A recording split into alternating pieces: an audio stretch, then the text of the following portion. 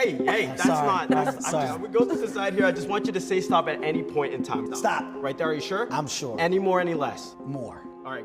Right there? That's good? Are you sure? More. I'm sure. 100%. Don't you do all it. Right, all right, go ahead. Take a look at the card. Show it to everybody, but don't show it to me. Okay. And y'all better not tell him it's a 6 of heart. So, as a magician, I should know exactly what card that is. Yes. I'm about to prove it to you right now. Okay. So before this whole thing, I actually wrote a little prediction. For the future, from the past to this present right now, I knew you picked the 2 of spades. No. That's not how that. That's not the card. I actually had another prediction. I predicted that it was actually the Joker. Those are two wrong predictions. Well, the Joker's technically a wild card, so it's like the same. I promise I printed it out. What was the card? You can say it for the first time. It's a 10 of heart. It is the 10 of hearts, which is right there. Wait a second. It's right Wait there. a second. It's right there. Wait a minute. Wait a second. You don't seem that impressed. No. Wait a second. I do. What did you just change the That's paper? full of them. No, but the paper's... You know what? I was so sure. Look, we always got a backup plan, especially with a heist. I knew you picked 10 of hearts, just like that. See, this is stuff that pissed me off.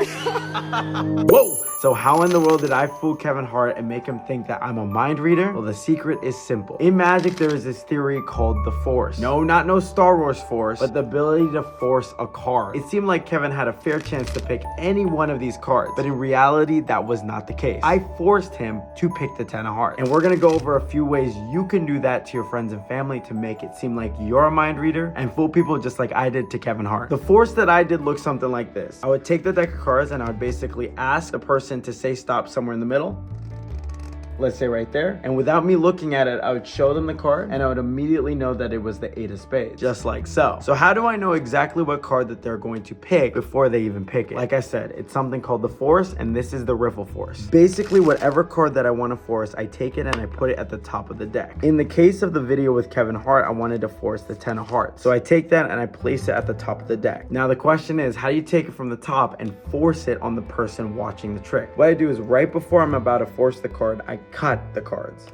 So as you can see, I'm cutting the cards into 2 piles. You can do that with a one-handed cut like so, by holding your middle finger and thumb at the side of the deck and using your index finger to take off a portion and grabbing it with your other hand. Or you could simply just separate 2 piles and do it manually like so. But here's the key. When you do cut the cards like so, before just placing the rest of the cards on top, you're going to take your pinky and you're going to insert it. Once again, you're going to take the card that you want to force, the 10 of hearts. You place that on top. You give it a cut.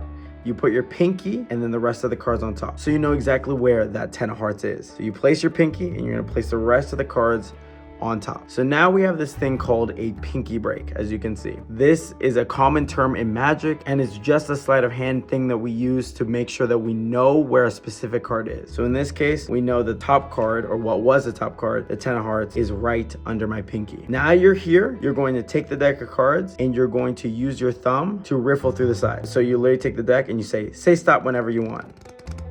And you literally just run through the side. This is gonna take a little bit of practice. What I do recommend is that if you have the pinky there, you use your other hand to square everything together. As you can see, I'm kind of using it to keep everything aligned. And then I just simply riffle through the side. And no matter where they stop, they can stop here, they can stop here, they can stop here, even later like here, it does not matter. All you're going to do is when you tell them to say stop, say they say stop right there, you are going to lift up from the pinky break. As you can see, they said stop somewhere random, but no matter where they say stop, you're just gonna lift up from that pinky break and show them the top card. Once again, to recap, we're taking that top card, that's the card we want to force, we give it a cut, we insert our pinky, and then you're gonna riffle through the side. You say stop whenever you want. Stop right there. Cool. No matter where they stop, you just lift up from the break. So as you can see, I'm simply just lifting up from the break and I'm showing them that card, which will be the top card, the 10 of hearts. This is something that's going to take a little bit of practice, so make sure you work on it in front of a mirror. But it's gonna look something like this. The top card is right there. That's the card you want to force. I go, hey, do me a favor here. Just go ahead and say stop somewhere in the middle. Right there, cool. And then I grab everything at once. Take a look at the card that you stopped on, and it will always be the 10 of hearts because you're not showing them the card that they stopped on. You're showing them the card at the pinky break. Once again, it'll look like this. Say stop whenever, right there. Go ahead, take a look at where you cut to. This right here is called forcing a card and using the Riffle force specifically to do so. One last recap, the card's on top, you give it a cut, you insert your pinky, you tell them to say stop, and no matter where they say stop, you're gonna lift from the break. Go ahead, take a look. Okay, awesome. And boom, you already know what the card was, you know what they're thinking of in their mind, and you can basically read minds in any way, shape, and form that you want. Now, in my case, I made my own little custom paper prediction, but you could simply take that card, the 10 of hearts, and make it your wallpaper on your phone. You could place the 10 of hearts in your pocket. You could place another 10 of hearts from a different deck in your pocket. You could write it down, the 10 of hearts on your hand, or simply just say, I'm gonna read your mind. Are you thinking of the 10 of hearts? Whichever way you want to reveal it, you can immediately look like a mind reader. But in my particular version, I kind of just took a piece of paper and I printed out a bunch of different fake predictions with one side, the back side, showing the 10 of hearts. This one's great because it adds a little of a comedic element, but truly any way that you want to reveal it is the way to go about it. And that's where you can get creative too. Literally, you could like paint your car that card.